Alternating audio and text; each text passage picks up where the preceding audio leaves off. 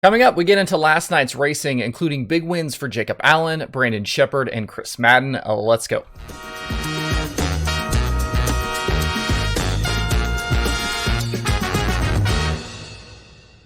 Today is Thursday, May 12th, 2022. Welcome into Dirt Tracker Daily. I'm Justin Fiedler. I thought yesterday we might see a Shark racing car in victory lane at Lincoln Speedway last night with the World of Outlaws, but on yesterday's show, I just picked the wrong guy. I had Logan Schuchart as the win pick, but it was Jacob Allen who went to victory lane last night, topping a very big field of 55 sprint cars. It was Jacob's second win of the year and third of his career, and he was pumped up afterwards in front of his hometown crowd. The Shark shop is just a few miles from Lincoln Speedway, and the packed crowd was, I think, about as excited as Jacob was there at the end. He started fifth and slowly worked his way forward as pole sitter Anthony Macri and Justin Peck battled in the early going. Macri led the first 8 laps, then Peck settled in after that out front. A caution and a subsequent restart for an incident involving Robbie Kendall brought Allen to second, and he was after Peck from there. With 11 laps to go, the 1A slipped by Peck on the bottom in 3 and 4, and that was it. Even a late caution for Sheldon Hodenshield and Buddy Kofoid getting together couldn't stop him. So at the end, it was Allen winning, Peck second, Carson Macedo third, Spencer Baston fourth, and Macri fifth. The career season for Allen continues, and whatever happened this offseason has completely transformed him as a driver. That's a different guy behind the wheel of that sprint car, and one who is learning he can compete any single night out. We almost don't recognize Jacob Allen at this point. With both Macedo and Gravel finishing ahead of Brad Sweet, the points battle has tightened even more now. Sweet will head to Williams Grove on Friday with just an 8-point cushion on Macedo, and Gravel is now 26 behind in third. Sheldon actually lost ground because of that late crash, and he ended up 21st. He's now 92 points back. Looking through the rest of the field last night, Casey Kane made the feature on his first night back out. Good to see him in the field. He ended up 22nd after transferring in from the B main. Hopefully this means he'll continue racing with the Outlaws the rest of the season and that he is healthy enough to do so. That B main last night was pretty wild at the end. You had Chase Dietz and Kane battling for the transfer, and on the final lap, TJ Stutz ended up crashed out running second. Looked like one of the rear wheels came off that car. Donnie Schatz was also in that B, and I think the struggles are continuing for that TSR 15. He finished 13th in the feature, which was his worst Lincoln result over the past 6 races there.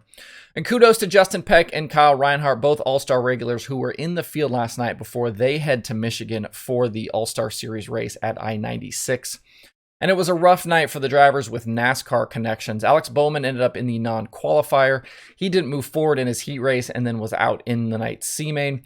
Christopher Bell didn't transfer in from his heat race and started third in the B main. He had first lap contact though with Donnie Schatz that sent him spinning, and he was only able to race back to 11th. He missed the feature as well. So another Pennsylvania show has come and gone, and yet another Outlaw victory. That's 3 in a row at Lincoln for the full-timers. Macri was the highest finishing posse driver in 5th, with Danny Dietrich in 8th and Lance DeWeese in 10th. Now the series will get today off to regroup, and then they head to Williams Grove on Friday and Saturday for the Morgan Cup weekend. The forecast does look like it's improving with rain chances dropping both days from what we saw yesterday. We'll preview the weekend on tomorrow's Daily Show. On the late model side last night, we had dueling super late model programs between Flow Racing and XR. At Spoon River with the Flow Racing Night in America series, they ended up with a very nice group of 56 cars.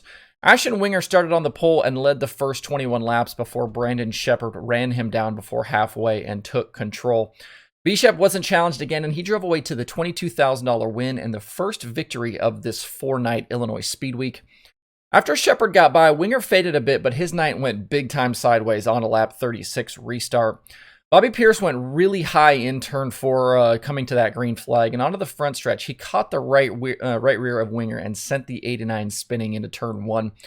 Seemed like Winger didn't know maybe Pierce was out there, and I think it was just a racing deal. I don't think there was any real intent from Bobby Pierce there. I think he got just that run on the high side. Winger didn't know he was there, and the two kind of met in the middle. Winger ended up in the 12th position at the end. As for Pierce, his night also went bad as he slipped over the racetrack with 6 laps to go and had to go to the rear on the caution. He finished 15th. So behind Shepard at the end, Mike Marlar finished 2nd, Tanner English 3rd, Stormy Scott 4th, and Ricky Thornton Jr. completed the top 5. Headed to Lincoln Speedway tonight for another 22,000 to win flow show. Shepard has now taken the series points lead with Jonathan Davenport, Kyle Larson, and Brandon Overton all absent. Following tonight at Lincoln, the Speed Week continues Friday at Farmer City and Saturday at Fairbury with 2 Mars-sanctioned races. And at Charlotte last night with the XR Super Series, we almost got to see Scott Bloomquist bust his winless streak. That goes back to 2020, but in the final laps, Chris Madden denied him by getting by in lap traffic and driving on to the $25,000 score. Bloomquist had to settle for second with Davenport in third, Ross Bales fourth, and Chris Ferguson in fifth. Kyle Larson ended up 8th after starting in the 5th spot himself. The win for Madden was his 6th overall of the season, and he just continues to stack up the cash after deciding not to run full-time with the World of Outlaws this season. He's won the most cash of any late model driver in the country so far this season, and I believe he's approaching something like $350,000 in winnings right now. I mentioned the Flow Show had 56 cars, but the XR event didn't suffer from a lack of entries either. They had 47 in the pits last night and no lack of big names and talent. Even with the big names kind of split between XR and Flow, I didn't feel like either event really suffered. We had good racing on both sides, plenty to talk about from both races, and a lot more good stuff to come this weekend. The Colossal 100 weekend continues tonight with another full program paying $25,000 to win. With the way Bloomquist drove last night, maybe we'll finally get to see him break that drought and grab a victory over the next few nights. Elsewhere tonight, after having their previous 4 races affected by rain, the USAC National Sprint Cars are back in action at the Lakeside Speedway near Kansas City. It's going to be very warm there today, but there shouldn't be any problems getting the racing complete. With only 4 shows in the book so far this year, rookie Emerson Axsom leads the point standings right now by just 3 over Justin Grant, with Chase Stockin, Kyle Cummins, and Brady Bacon the rest of the top 5. Axsom, Grant, and Bacon have split the 4 victories this year, with Bacon the most recent winner that was back on April 16th at the Atomic Speedway. This trip tonight to Lakeside will be the first visit for the USAC Sprint Cars there in 5 years, and the last 4 races there have been won by Robert Ballou. He's won twice, Thomas Meserol, and then most recently Brady Bacon in 2017. Justin Grant carries the longest top 10 streak in the country in any dirt racing series into tonight's racing. He's got 10 straight top 10s. He also leads the series in average finish over the last 5 and last 10 race stretches, so don't sleep on JG tonight. The show at Lakeside kicks off a 3-race weekend for the series. They've got stops at US 36 on tap for Friday and I-70 coming up on Saturday. All 3 nights, the USAC national competitors will also be joined by the USAC Midwest Wingless Racing Association. The DirtTracker.com analytics prediction formula likes Axsom tonight, but I'm going to go Brady Bacon. His team, I think, is definitely going in the right direction after a tough few nights to open the year down in Florida, and I like his previous success and experience at Lakeside. Drop me a comment. Let me know who you are picking for wins tonight between the 2 late model shows and USAC. I'm also curious to hear what you guys have to say about last night's racing, including that big win for Jacob Allen and the 2 late model shows. Let me know either in the comments below or on social media. The streaming schedule has 6 shows on it for today. Flow Racing has the Flow Night in America late models from Lincoln, the USAC Sprint Cars from Lakeside, and Flow Racing 24/7. XR Plus has night 2 of the Colossal 100 weekend, and Speed Sport has action from US 24 and Kossuth County.